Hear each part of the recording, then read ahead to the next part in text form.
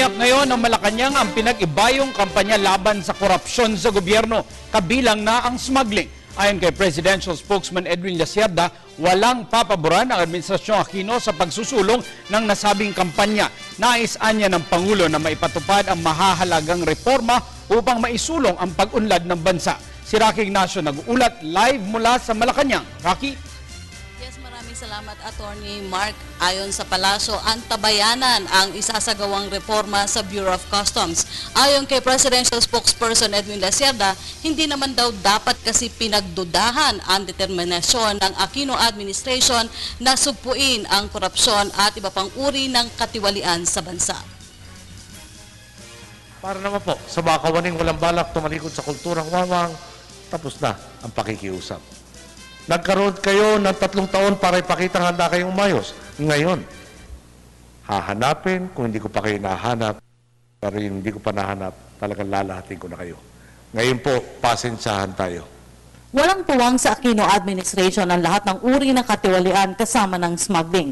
Ayon kay Presidential Spokesperson Edwin Lacerda, hindi kailanman papaboran ng Malacanang kahit pakaalyado ang sangkot sa katiwalian. Sagot ito ni Lacerda sa nauna na ibinunyag na nagbitiw na Customs Deputy Commissioner Danilo Lim kung saan may ilang politiko pa umanong ginagamit na padrino at nagsisilbi umanong protektor ng mga smuggler. The President always says that kung nasaan ang ebidensya, doon kami. Kung saan pa turo ang ebidensya, doon tayo pupunta. So, maayos po maliwanag po ang utos po ng ating Pangulo. Wala akong papaboran dito. Pagtiyak pa ng kalihim, ipatutupad ang reforma sa lalong madaling panahon. Dismayado kasi ang Pangulo na umabot sa 200 bilyong piso ang nawawala sa kaba ng bayan dahil sa kontrabando at maling singil sa buwis. Alam mo, ang sinasabi kasi ni Deputy Commissioner Lim is based on experience and looking backward. What we're saying, we're looking forward. What are our reform measures? We're going to do it. We're going to reform the customs and just expect what we are going to do with respect to the Bureau of Customs. Pero tumanggi na ang palasyo na ipahayag pa ang detalye ng reforma upang hindi makapagtago ang mga tatamaan dahil sa anomalya. Alam mo, kapag bibigyan kita ng anino ng ating reforma, hindi parang, tulad ng sinabi ni Presidente, hindi parang sinabi na rin namin sa mga kawani doon, magtago na kayo, alam niyo na yung gagawin namin.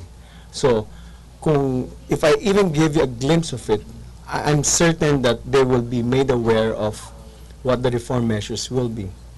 And hence, for that reason, I cannot speak on any detail or any glimpse or a shadow of the reforms that we're going to slip you by.